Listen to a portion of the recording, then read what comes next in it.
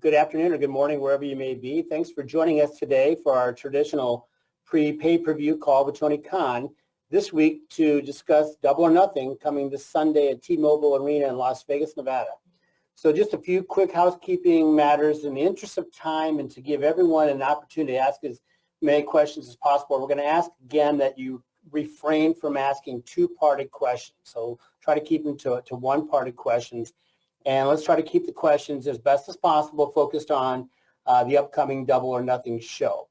And as Robin mentioned, it bears repeating, please make sure your phone is unmuted. So with that, let's get it over to Tony for some opening thoughts, and then we're going to open the lines for your questions. Tony.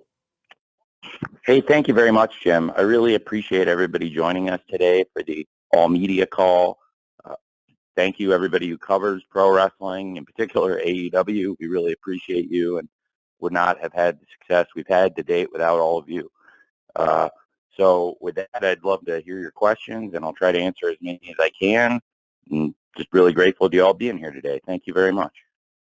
All right. Thanks, Tony. So we're going to start today with Connor Casey from Comic Book, and Brandon Thurston from WrestleNomics will follow Connor. Connor, you're up. Hey, Tony, thanks for taking the time today. Quick question for you regarding the AEW Collision announcement.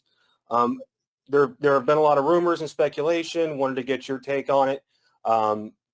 Is there a plan for a brand split between Dynamite and Collision with your current roster? Well, I haven't given lengthy explanations yet for what I'm planning regarding the future of the roster and how people will be allocated across Dynamite and Collision and our other shows. And it's a great question. I think certainly I could see why wrestling fans all over the world would be interested in that and curious about that. And I think that's frankly by design, that we want to build that curiosity in and get people wondering exactly what you're asking. What's the future of the AEW roster, and what does this all mean going forward after Double or Nothing? So it's really good questions, and it's something we're going to be excited to follow up on. Thank you, Tony. Thanks, Connor. Brandon Thurston from WrestleNomics is up next, and we're going to follow Brandon with John Pollock from Post Wrestling. Brandon. Hi, Tony. Thanks again. So we know now that Collision is a new show. Is there any news that you can tell us about the future of Dynamite and Rampage? Have those been renewed for a new deal with WBD beyond the term that the current deal ends in 2023 or 2024? That's another great question. The scope of the deal as it is, the length is the same, and I don't want to get too deep into those conversations, but I would say the length of the term is the same. And this is an addition to what we'd already put together. And everybody was really excited about the success of AEW on TV at TBS and TNT. And they reached out to us and gave us this great opportunity. I think it spoke highly of AEW that this show and the idea to give AEW more programming goes all the way to the top to Mr. Zaslav, who is one of the most powerful and intelligent people in all of media on this entire planet. And he likes what we're doing with AEW on TBS and TNT, and it was literally his idea for there to be more AEW on TNT, and I'm very grateful for that. And I think we're going to do our best to make sure Collision is a great show and also maintaining great show with Rampage and also trying to take Dynamite to new heights. And that's a great challenge for us we're really looking forward to. Thank you, Brandon. John Pollock from Post Wrestling is next. I'm going to follow John with a write-in from Taya Valkyrie from Women's Wrestling Talk. John. That's impressive that Taya is both asking questions and competing on the pay-per-view. Very exciting. All right, and with that, next question.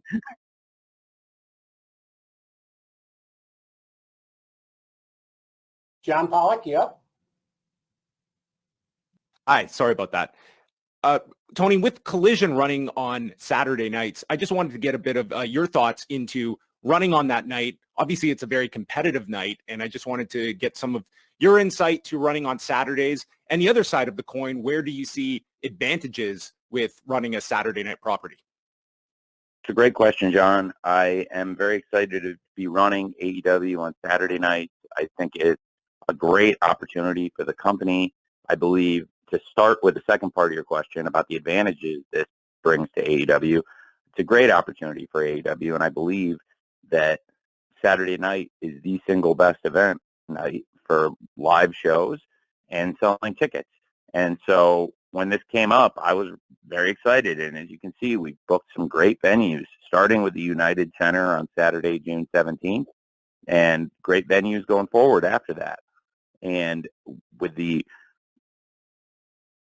environment that Saturday night presents in terms of being conducive to live events and people going out and buying tickets, we think it's a great opportunity. And it's one of the reasons I was so excited when we were presented the offer for AEW Collision, 8 p.m. Saturday night on TNT.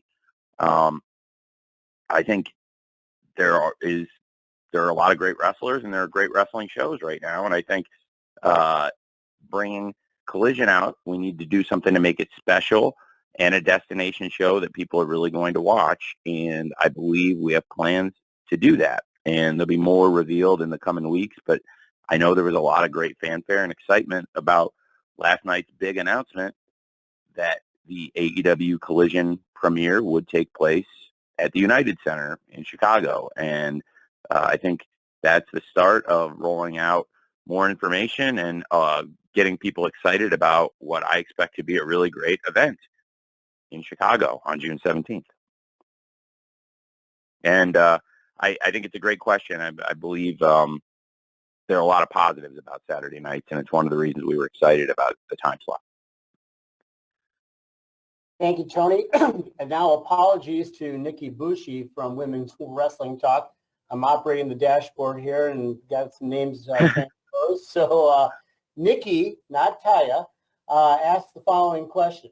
Since joining AEW, how important is it to have someone like Taya Valkyrie on the roster, which has so much history in the world of, or who has so much history in the world of wrestling? It's a great question. Taya Valkyrie is very experienced, great wrestler. She's been tremendous in the locker room and backstage and is a great wrestler in the ring for us, and so far has posed, I think, the toughest challenge to Jade Cargill in the TBS Championship yet.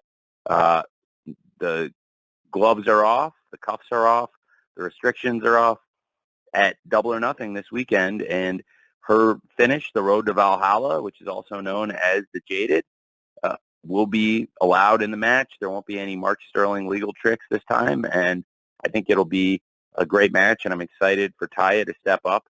And certainly this will be, for Jade, a milestone match potentially, but also I think one of the toughest opponents Jade's ever faced, and it's a big rematch, and it should be a great match on Double or Nothing this Sunday on pay-per-view.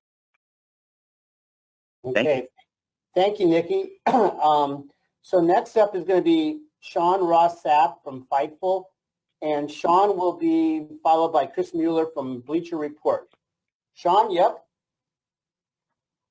Yeah, thank you so much. Tony, you had mentioned in the past that you don't like going against NFL games. How will that change with Collision? Because NFL runs Saturdays, sometimes in the winter.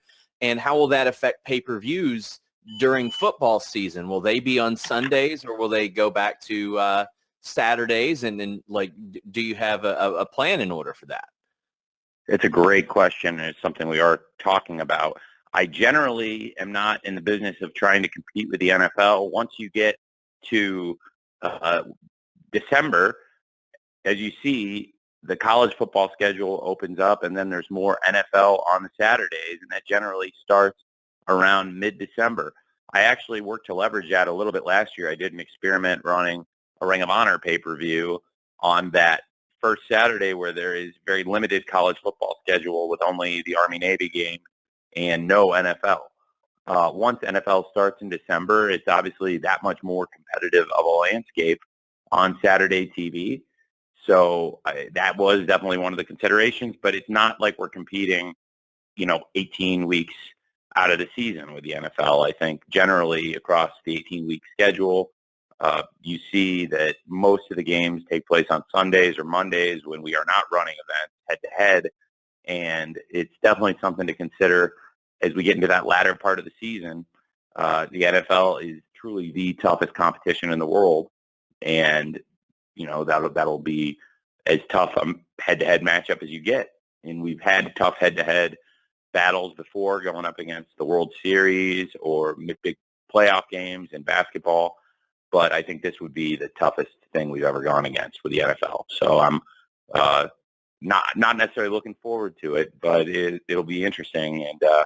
And can definitely say that AEW is very much on the radar of the top NFL executives. They've definitely taken notice of AEW and the ratings we're getting and the media attention we're getting. And I expect they'll have another reason to look at what we're doing and be very complimentary of how AEW is growing. Thank you, Sean. Okay, as promised, Chris Mueller from Bleacher Report is next. We're going to follow Chris with a write-in from Ella J, a wrestling gal. Chris? Hey, Tony. I saw some reports circulating that Jamie Hayter might be injured. I was just wondering if you could give us an update on her condition and status for the pay-per-view. Well, Jamie Hayter is injured, and we've been addressing that on TV for several weeks. The culprit we focused on has been Tony Storm injuring Jamie in that tag match several weeks ago. And since then, Jamie has not been competing, and we've referenced it several times in recent weeks on television that Jamie is injured. And she was not cleared to compete last week in a match. And if she was able to wrestle, believe me, I would have loved it because she's a great wrestler and she is our world champion. And it was something I wanted to have. I thought last week was one of our strongest shows, and I really liked the Dynamite episode last week, and I would have loved to have Jamie Hayter on it. I think it's one of the only things that could have made it an even better show. And she is injured, and she's ready to compete. She's very tough, and she has said she's willing to get in and fight. And I think that shows what a great fighting champion she is. But that is true, and it's not anything we've hidden away from. We've talked about Jamie being injured a lot in recent weeks. So, now people are reporting it, but I think it's not anything we tried to hide. Thanks, Chris. Thank you, Chris. We're going to have a write-in here now from Ella J, from a wrestling gal, and Amy Nemedy from Russell Joy will follow. Tony, here's Ella's question. Sabu made his surprise debut last night on Dynamite and will be a special guest enforcer at Double or Nothing. Will this be a one-off appearance, or are there plans to include him in programming beyond Double or Nothing? I think it would likely be a one-off appearance. A lot of fans were excited to see Sabu. I don't think he's going to be somebody regularly stepping into the ring to compete, but under the right circumstances, if this goes well, then potentially he could come back and make other guest appearances. It was, I think, overall very positively received, him coming in and making a surprise appearance.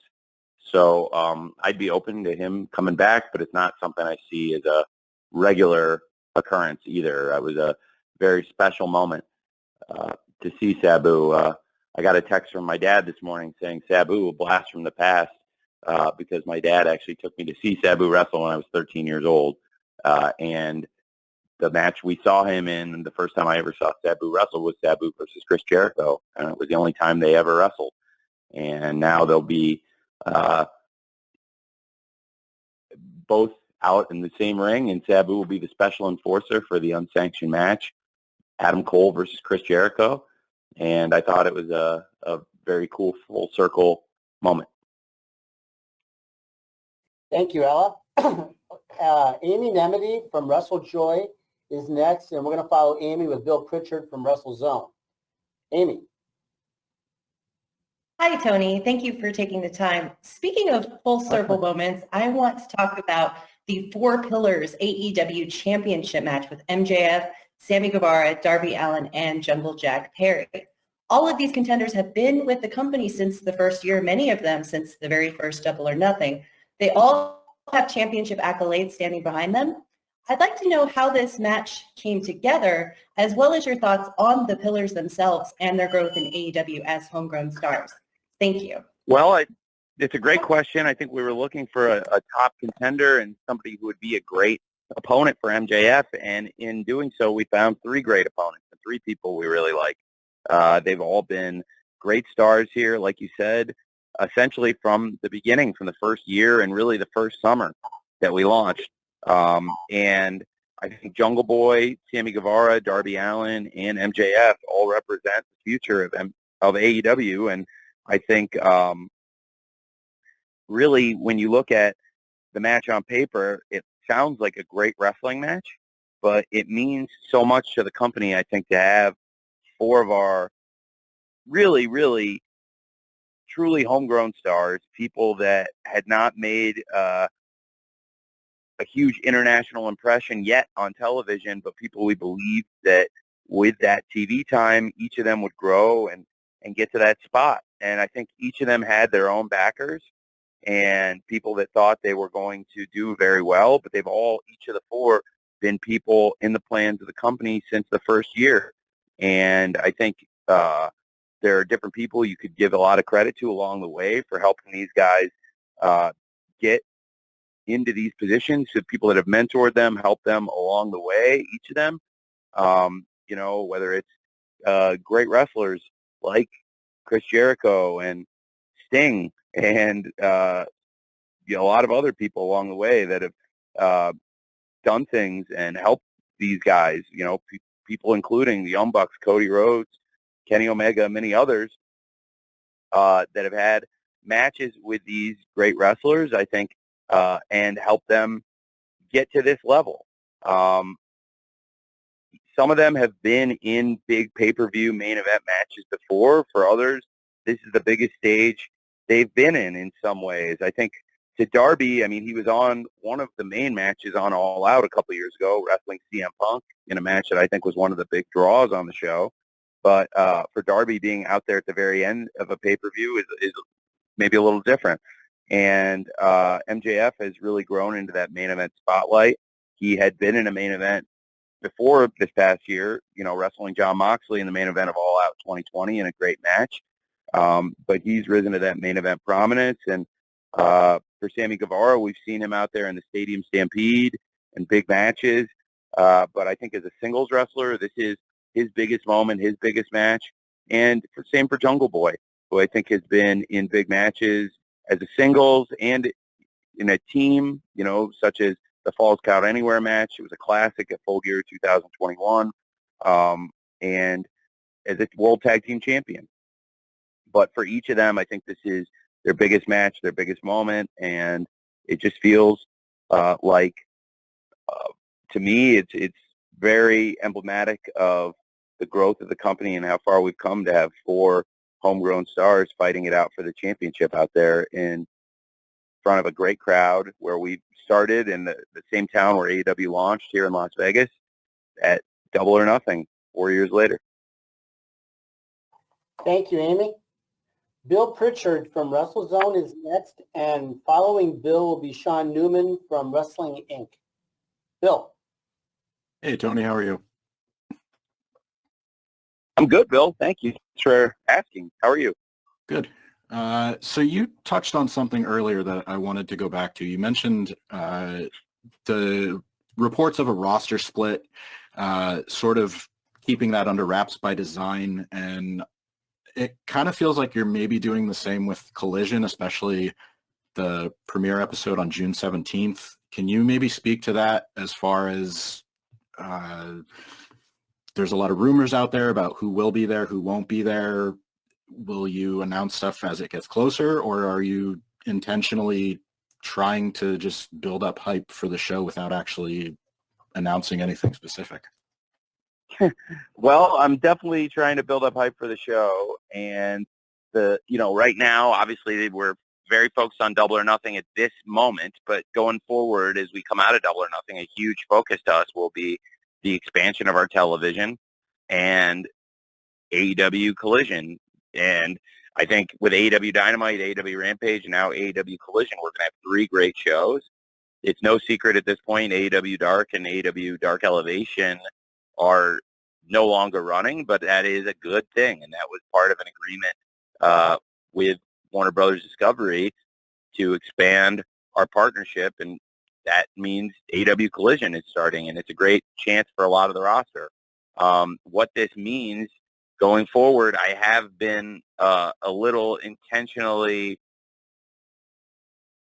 secretive about where this is all going, and I think it's a good thing. I do plan on rolling out more information, more specifics as we get closer to the launch of Collision, but right now I think we've built great anticipation, and I expect great sales for the first event at the United Center, and then I'm hoping that'll lead to a lot of momentum on Saturdays going forward for Collision, and should be that I think it should be the case that having more of a TV presence and another 2-hour wrestling show, in addition to Dynamite now with Dynamite and Collision, along with that great 1-hour slot for Rampage. Now I think we can do more, build more matches up towards a pay-per-view, and also give more people an opportunity to become top stars and get those big match opportunities. So I think AEW, with the launch of Collision, we're going to be a better, stronger company.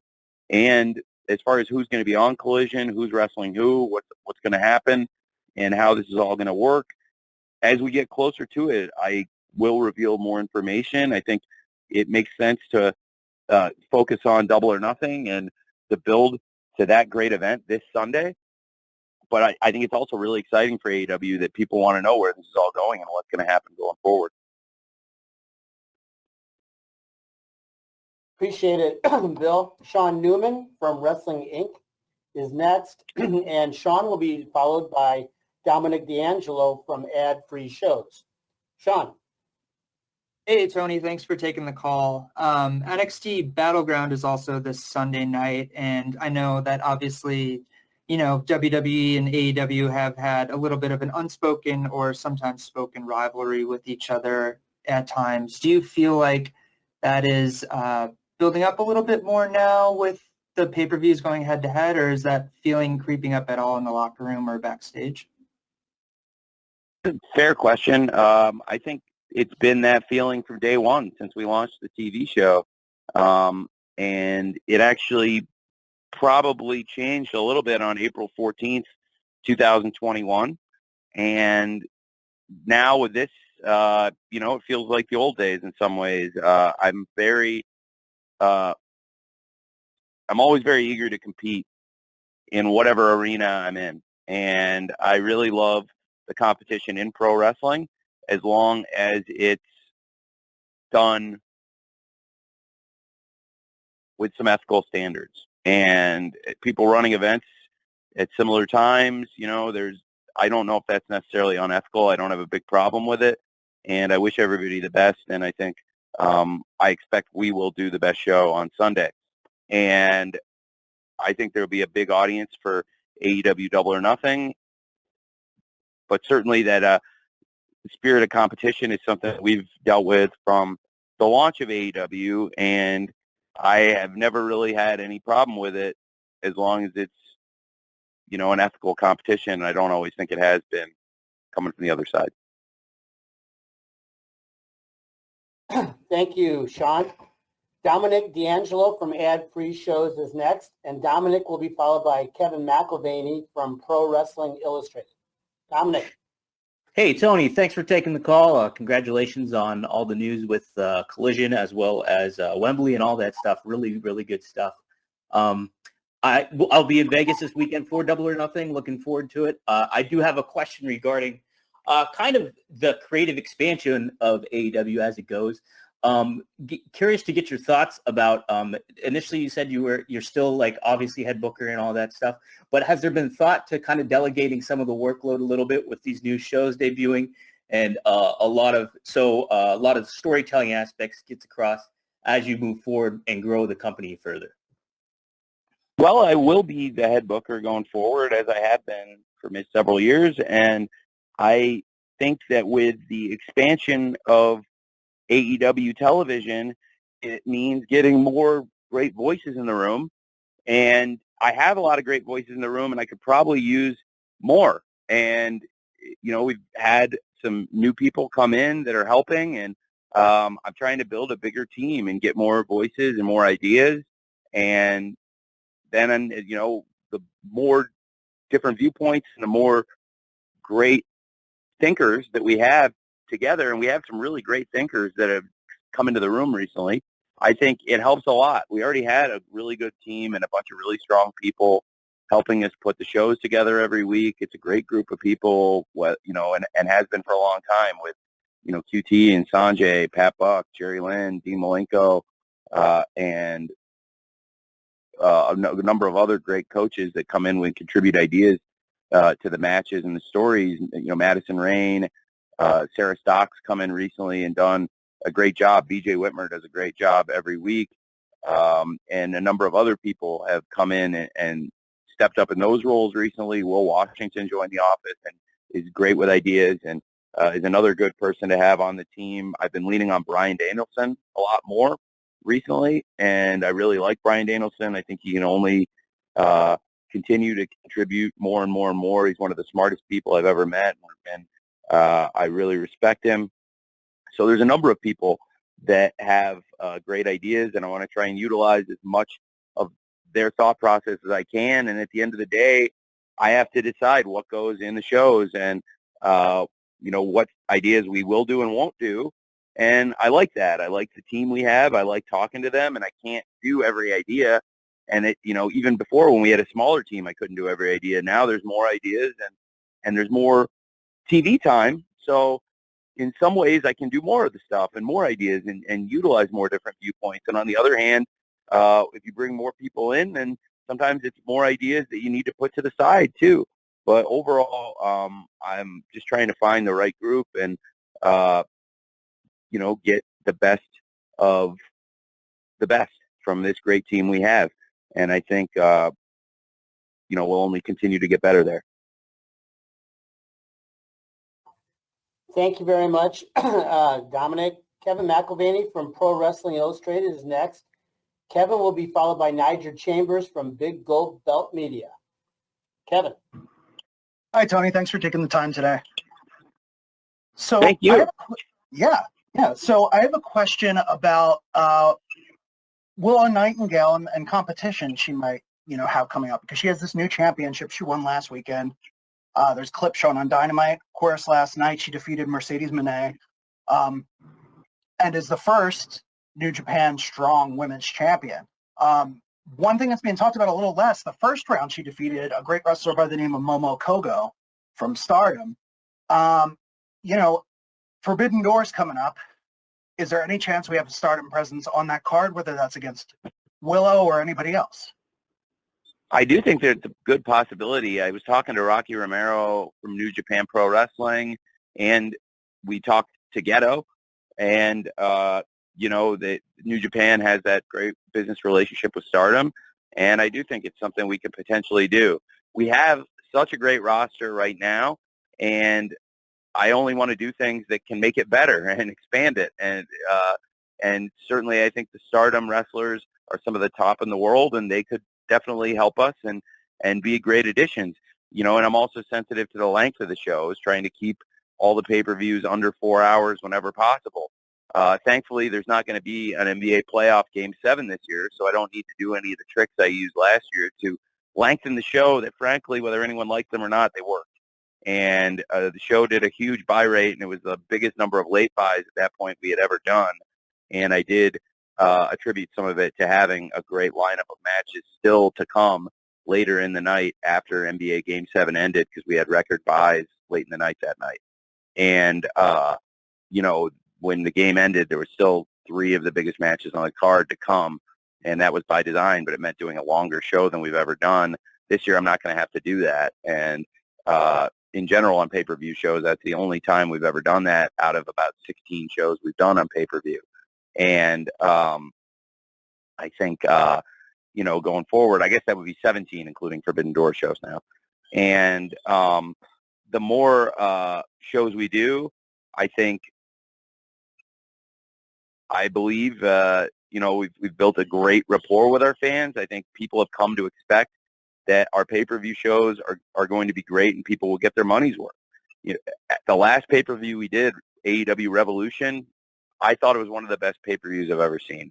And fan feedback has been similar.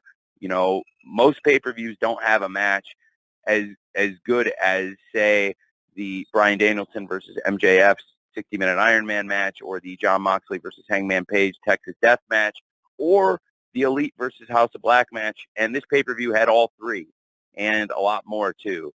And I think when you buy an AEW pay-per-view, you have high expectations, and that's a good thing that we built with our fans. And this pay-per-view, Double or Nothing, definitely has that.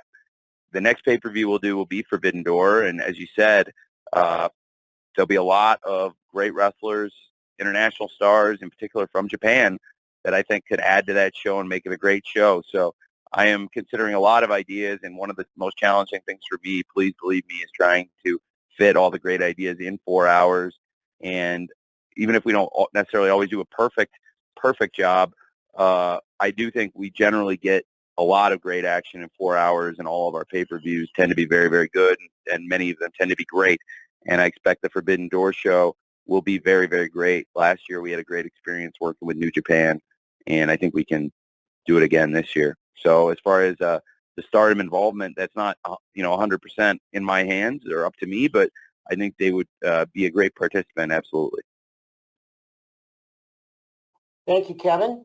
Niger Chambers from Big Gold Belt Media is next, followed by Steve Fall from 10 Count. Niger. Evening, Tony. You mentioned earlier about great venues, and for a fact, you have held events in some of the best. And with Double or Nothing, your annual event, you've made a home in Las Vegas. I started to look forward a little bit, and I wanted to know, is there any interest or maybe consideration into moving next year's event at the soon newly open MSG Sphere? Thank you.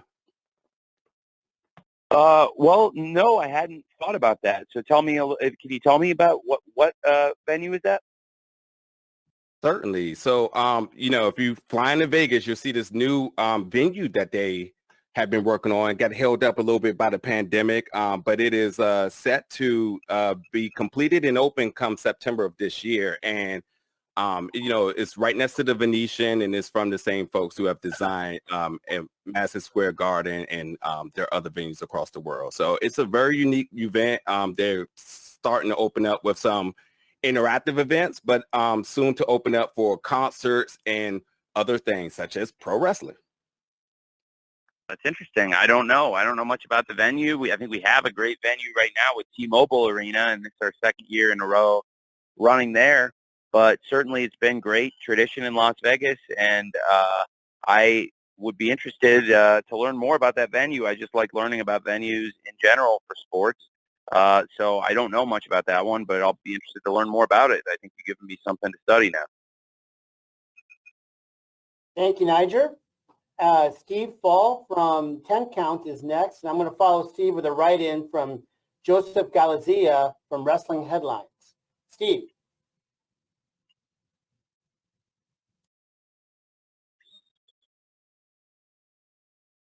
If you're muted. Hello there. I don't know how to use a phone apparently. I'll be in Las Vegas for Double or Nothing. Very excited for this. But also you have Forbidden Door. You have All In. With Collision being added, could we see more pay-per-views? Because I think the fans need it and want it. That is great to hear. Well, I will use what you just said in my quote. According to you, Steve, the fans need more pay-per-view events and want more pay-per-view events. So that will be a great thesis statement for me. I do think there's potential for that, but it has to be the right economic situation for AEW, and it has to be the right thing for the fans. And if that is what the fans are calling for and looking for, then I'm definitely open to it. I think with the launch of AEW Collision, now having 3 great TV shows and 5 great hours of TV, it's something that we could look at and consider, but we would also only consider it if it made sense in our partnership with Warner Brothers Discovery. and looking to expand and grow that partnership, which has been really great for us and has only gotten better in the past several months. It's really gotten to be stronger and an even better relationship. I think it's probably the strongest the relationship has been since the very beginning of the AEW when we launched. So I'm very excited about that. Thank you, Steve. I have a write-in question here, Tony, from Joseph Galizia from Wrestling Headlines. I'd like to ask Samantha Shipman from the Daily DDT to be ready after Tony answers this following question from Joseph. Sting is absent from this year's Double or Nothing event. Are there plans for the singer's retirement? And if so, is there one final match planned? I am going to try to keep Sting wrestling and active as long as he wants to do it. And he hasn't really given me a set time. He's mentioned it at times that, he's not going to wrestle forever. But truth be told, I would like Sting to compete as long as he wants. And I really think he adds so much to the company, and going forward, as we have more TV shows, more presence on TBS and TNT for AEW, I think having somebody like Sting in the company who's such a great star, he's such a great asset to the company, a business asset, but also a great person.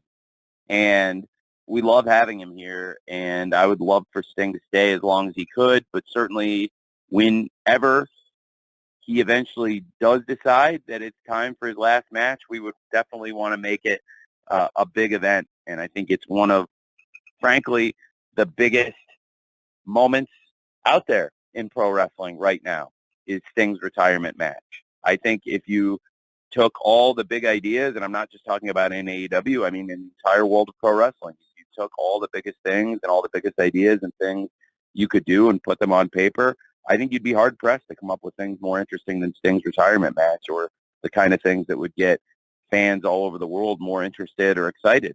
And so it's definitely something that will eventually be a major asset to the company. But in the meantime, I think Sting himself is a major asset to this company, and I don't want to try to leverage his retirement for short-term gains, because right now the person that we're getting is so incredibly valuable to the company in Sting.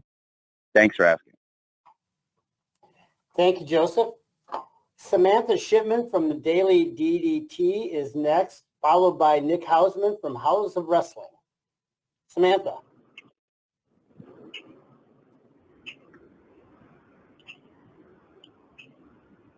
Hello? Can you hear me? We can. Okay, good. Hi, Tony. How are you? Good. I'm doing great. Very well. Thanks for asking. How are you? Doing good, thank you. I have a question. I know you're trying to keep some stuff about Collision close to the vest, which I completely understand, but after hearing Veda Scott doing some stuff with like the New Japan Strong, and she did Resurgence this weekend, have you considered adding a woman to the broadcast booth for commentary, especially for Collision, and has a broadcast team been decided for Collision? I have certainly considered using different commentators, including women at different times. Veda Scott has done a good job for us in the past on AEW. I think she does a great job, and there are a number of commentators I've considered in addition to her. I think the team on Ring of Honor right now is doing an excellent job and would also be good for AEW. Potentially, if they got the call up in Ian and Caprice. I really enjoy working with Kevin Kelly. And there's some other names that would surprise you and some that would not surprise you. And I think Veda's a great commentator and, could potentially at some point be part of a good broadcast team in either Ring of Honor or AEW or anywhere she chooses to apply her trade. And has done some good stuff with New Japan, I know. And, she's an excellent announcer. Thank you very much, Samantha. Next up is Nick Hausman from House of Wrestling, followed by John Alba from Fight. Nick.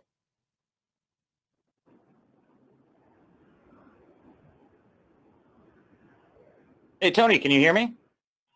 Yep. Tony? Hey. Yeah, hey, I can hear you. Awesome. Thanks so much for taking the time, Tony. Sure. So I wanted to ask about Willow Nightingale. She's somewhat surprisingly, it sounds like the New Japan Strong women's champion because of Mercedes Monet's unfortunate injury. Kind of two-part. I was wondering, does Monet's injury affect anything you had planned for Forbidden Door? And how do you plan to capitalize on Willow now holding this New Japan title? These are great questions.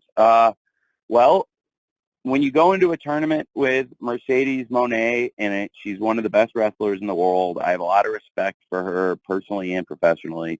And I think when you have somebody of her star power in a tournament, you generally assume they're going to have a very good chance to win. So I would say she was the odds-on favorite to be the first ever Strong champion.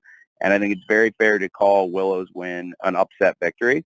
And she was able to take advantage of an injury to her competitor to become a champion, which is frankly what pro wrestling is all about. And I think Willow was somebody that we have had in our plans, and that's why I sent Willow specifically my choice to go to New Japan and compete in this tournament. They asked me for a name. Other wrestling companies were sending their top stars, and everybody was going to send their top star to compete against Mercedes for the inaugural New Japan Strong Championship. I have so much respect for New Japan as a business partner and am friends with their leadership. And as part of being a good, respectful partner, I wanted to send a great representative of AEW. So when I talked to Rocky and Ghetto about it, I suggested Willow.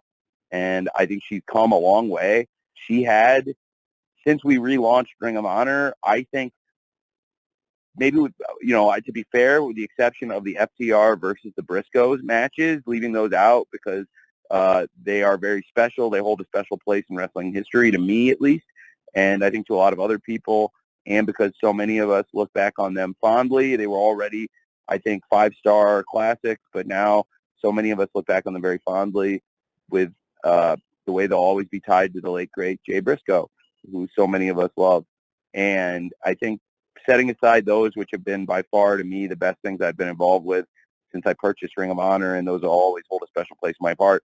I think looking at everything else we've done hundreds of matches, many shows now for Ring of Honor. I think since I took over doing the TV show, I think tonight is the 13th episode, I would like to say, of the new Ring of Honor TV, and we've had several great pay-per-views now. It's been over a year.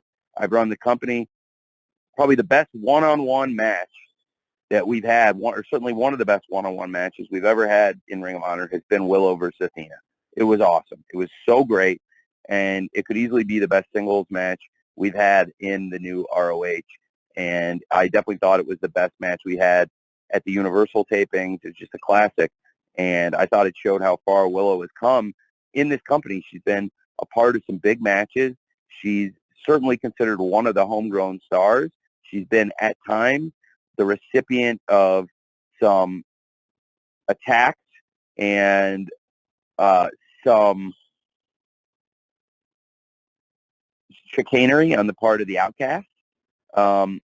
And I thought that Willow is really somebody that is growing and getting better and better. And in the time I've worked with her, I've seen that improvement, and I've seen the fans continue to connect with her more and more. And I thought she could take it to the next level. I believe there was a very good chance she would get to the finals and then get in there with Mercedes. We'll see what happens. And, of course, it was a huge upset win. Willow is now the New Japan Strong Women's Champion. It's a huge, huge moment, not just for AEW, not just for Willow, but really for Ring of Honor for that matter, but for all of us. And I thought it was a great win, and I absolutely believe Willow is capable of being a great champion and having great matches, and that's why I chose her to go to New Japan. Now going forward, it does make things a little bit interesting because nobody really knows besides Mercedes and myself what was going to happen there and what the future would hold for her, whether that was competing exclusively in New Japan or potentially also whether she'd be at Forbidden Door. And frankly now, even going forward, I don't think anybody but her knows when she'll be ready to come back to the ring. But I have so much respect for Mercedes, and I think she has been a great champion all over the world, including in New Japan. And she would have been a great first ever strong champion, but I think we have a great champion now in Willow, and we'll look to utilize Willow in AEW, possibly in ROH, and also take advantage of that great, beautiful new championship belt that she's holding also. Thank you, Nick. John Alba from Fight is next. John will be followed by Jim Barcelone from the Miami Herald. John. Thank you, Jim. Good afternoon to you, Tony. Hope all is well with you. I want to follow up a little bit on what Steve said before about the future of pay-per-views and everything. Obviously, Double or Nothing, huge, important event for you, as it is every single year. But this year, with Forbidden Door coming up, then we have All In, then potentially All Out. I'd love for some clarification if you could provide any. Do you have an update on the broadcast status and availability of All In, your premier London event? And will we see All Out on pay-per-view directly after that the following week? Well, it's a great question. I cannot completely give a full answer to that yet. I think it's a fine thing to ask, but we're still working on the solution for that event and how we're going to offer it. And I think it's going to be, to date, the biggest event we've ever had in AEW. And right now it's tracking to be the biggest wrestling event ever in England, which is pretty amazing for such a massive country with a massive population and a great history of pro wrestling over many decades. To say that we're on pace for such a historic milestone, it's a big deal for AEW. That event's really special to us. As far as where it's going to air or where it's going to stream or how it's going to be available, that's something I'm still working on, and hope to have good answers for it soon. But there's a lot of considerations to take into account when you're doing an event like that. So All In is certainly very much on our radar going forward. Right now, looking ahead to Double or Nothing this Sunday, which will be offered as a traditional pay-per-view. And we've got great pre-buys already. There's a lot of interest in the event. It's tracking very well so far, but most of the buys come in that day of the show. So I believe there's great interest in the event. There's great interest in the championship matches, Anarchy in the Arena, Adam Cole versus Chris Jericho, these personal rivalries, and should make for a great pay-per-view. And then as far as how the events are streamed or aired or both going forward, that's something, we'll continue having good conversations about. Thank you, John.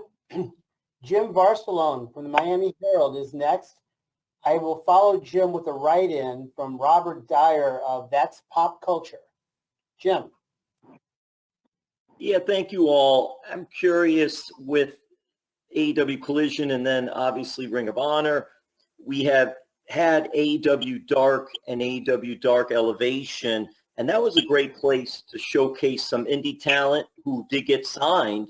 And I'm just curious, Tony, if the plan is still to have those shows or to come up with something else, or right now it's just everything is too full and you got Collision and Ring of Honor that are going all in right now, that is something put on the side, or what are the thoughts there? Thank you.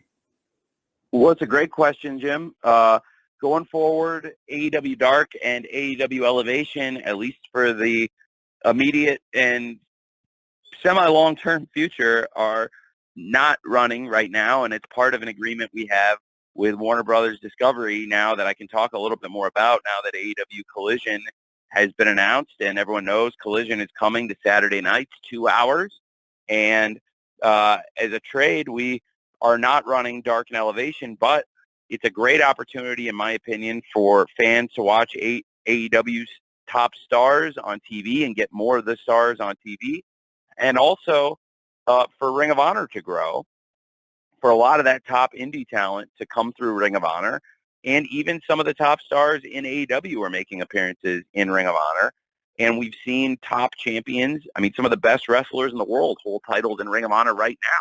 When you look at the lineup of champions in ROH with Claudio Castagnoli, Samoa Joe, Athena, Katsuyori Shibata, and the Lucha Bros, along with Brian Cage and the Gates of Agony. It's a really strong lineup of champions. Some of the best wrestlers in the world hold titles in ROH right now. So it's definitely not a feeder promotion.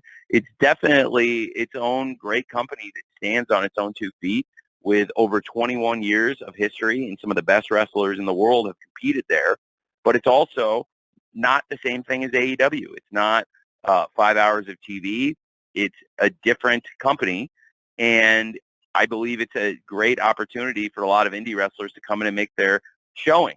I'm doing an episode of the show tonight of Ring of Honor that's effectively almost like, since it's Double or Nothing week, it's like a preview of a pay-per-view. You'll see some great matches, some long matches, and a lot of great wrestlers competing on the show tonight. It's also a little bit longer of an episode than I would normally do, to be honest. What happened, and a lot of people now are aware that last night we had Katsuyori Shibata come in to defend the Pure Championship and against his former protege, Alex Coughlin, which is going to be a great match on ROH a week from today. And for the timing of some of the people coming in, particularly Shibata, whose schedule, I want to maintain for the company. I want to be able to give him an opportunity to be a fighting champion, and also work around a schedule that allows him to take care of his body and get ready for these defenses, as long as he can continue to hold the championship, which is great for us when you have a great champion like Shibata-san. So I ended up putting a lot of content into tonight's episode that will run tonight, because effectively everything we shot at Universal was to run through these past 3 weeks. And then next week we'll pick up with this new great content we've shot in Las Vegas, including Shibata versus Coughlin, Athena versus Kiera Hogan for the Ring of Honor Women's World Championship, and a number of other awesome matches I'm excited about. Zack Sabre Jr. Will be coming in and defending the television title next week on TV after he teamed up with Samoa Joe as they try to prove who is the greatest world TV champion. And a lot of very cool stuff happening there. So to your point, Jim, it gives me an opportunity to bring a lot of top independent wrestlers and even people on tryout opportunities into Ring of Honor for some of those chances that might have only existed on Dark before. But Ring of Honor also has a lot of the things you didn't have on Dark, like championships and those kinds of compelling personal rivalries that people want to see. So I think in many ways, Ring of Honor is a great value. And as we go into one of the biggest weekends for AEW with Double or Nothing, I think it's a really exciting time to look at the roster from starting it from the top, with a lot of the top names competing this Sunday on pay-per-view, and then a lot of other people getting featured on TV and streaming on ROH, and trying to build a new ecosystem without Dark and Elevation. Thank you very much, Jim. We're going to get close to wrapping it up here, so we're going to finish with 2 write-ins, Tony. The first one will come from Robert Dyer of That's Pop Culture, and then I'm going to follow Robert, after you answer Robert's question, with a write-in from Andrew Spores from rushonrock.com. So first, let's go with Robert Dyer. Is Double or Nothing likely to be the last time we see the Hardy Party together as a team, so that Jeff and Matt can start a run for the Tag Team Championship? Well, I'm not sure about that. It's a fair question. I'm standing out here on the balcony in Las Vegas. They have a beautiful balcony, and I'm going to go inside now because it sounds like they're going to do some landscaping. So hopefully this is better for everybody. I'm not sure about that. It's a great question. I think we'll have a little bit more of an update on Rampage about what's next for the Hardys and what to expect on the buy-in with them. But we filmed some great content for that last night, and certainly I'm excited about having Jeff back in AEW. I think it's great for him to be here. And, as I've said, the only way Jeff could return to AEW and the only path for him to get his job, to keep his job, is for Jeff to maintain his sobriety and continue what he's been doing, and he's done a great job with that. And that's why I was excited to welcome Jeff back in AEW with open arms. And I think it's great for Jeff and Matt for them to be together and have that support system. And they're one of the most popular teams of all time. And I really believe that the fans in AEW love Matt and Jeff and want to see them compete for a long time to come. It's a great question as far as whether their future lies in tag team wrestling or trio wrestling. I think we'll get a little bit more of an update on that on Rampage tomorrow. And then I also am looking forward to, at the pay-per-view, seeing the Hardys out there. I believe they're going to be competing on the buy-in, and should be a great time for the fans and great for them to get back out there wrestling in front of the fans after Jeff made his return in the Firm Deletion match, which is, more of a cinematic presentation. I think for the fans in Las Vegas, they'll be excited to see Matt and Jeff in the ring live. Fantastic. Thank you, Robert, for that question. Thank you, Tony. And one more from Andrew Spores from RushOnRock.com. Andrew asks, how important are Double or Nothing and Forbidden Door in trying to make an impression on and getting the UK and European fans even more excited and pumped up heading into All In later on this summer? It's a great question. I think we want to do great shows and have these great events, and it's important for them to stand on their own. I think I don't want to look forward past this Sunday. I think this Sunday is a really important show, and when we get through this, we'll have a better idea of what the future landscape is going to hold for AEW and what to expect going into Forbidden Door and the new landscape of television with Dynamite, Rampage, and Collision coming June 17th. Collision, the timing of the debut, no coincidence. It's coming and starting up 2 weeks before we go into the build to Forbidden Door. We've got AEW Forbidden Door launching really effectively the night after the second episode of Collision is that pay-per-view. So, you can expect really exciting things culminating going into Forbidden Door, and then should be a great summer of AEW leading into All In. But I just want to keep that momentum going. I expect we can have a really good show this Sunday with Double or Nothing, and then keep that rolling into launching Collision and Forbidden Door, and then we have some other exciting plans for this summer, and really looking forward to some of the big events we have. And certainly there's no event bigger, there's no attendance or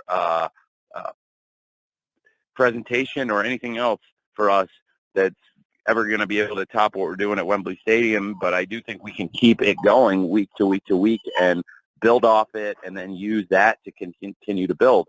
So I think it really all starts with Sunday, and it's very fitting because that's where it all started for us, is Double or Nothing. So it's great to be back here where it all began, literally, in Las Vegas. Fantastic. Tony, do you have any final thoughts before we close? Yeah, I really excited for this pay-per-view. Thank you for giving me an opportunity to just open and talk, Jim. I really am very appreciative of all the people in the media who joined the call today, and also everybody following along. I think it's going to be a great pay-per-view show on Sunday. I really believe that. At the last time we all spoke at length about one of these big AEW events was Revolution, and I believe the event lived up to the hype and was a great show. And some of us reconnected since then for ROH Final Battle. That was a good show too. For ROH Supercard of Honor. That was a really great show too. And every time we get on one of these, I really feel the pressure, because I think the wrestling fans and the wrestling media have incredibly high standards in a good way, because there's been so much great wrestling in recent years, and people have come to expect great wrestling. And I know that we're going to deliver that on Sunday. So if you're looking to have your appetite filled or your thirst quenched for great pro wrestling, I think we can do that on Sunday at AEW Double or Nothing. Hopefully it'll be a great show. And I just wanted to give everybody a shout out for joining the call today. I really appreciate it. Thank you for your coverage and the opportunity to talk to you about AEW and Double or Nothing this Sunday on pay-per-view. Fantastic. Thank you, Tony, and thanks, everyone. We're now at the end of our time, so per our tradition, we will be distributing an audio recording to all attendees shortly here. And also, per tradition, just as Tony said, 1,000 thanks to everybody for participating today, for all you do to cover and celebrate the wrestling industry, and in particular AEW. So again, thank you for being part of today's call. If you're going to be in Vegas on Sunday, we'll see you there. If not, we trust you'll tune in for what promises to be the best Double or Nothing yet. So again, appreciate you and have a great day. Bye-bye.